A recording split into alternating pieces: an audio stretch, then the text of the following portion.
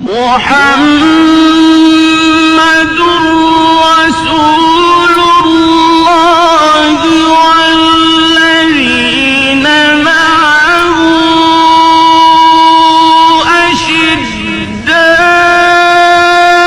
أشداء على الكفار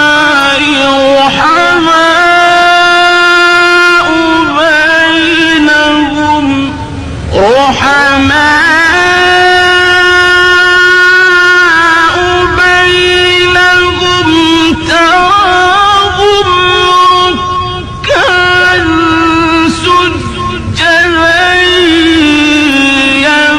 يبتغون فضلا من الله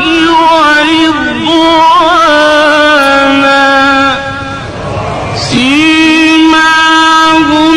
في وجوههم من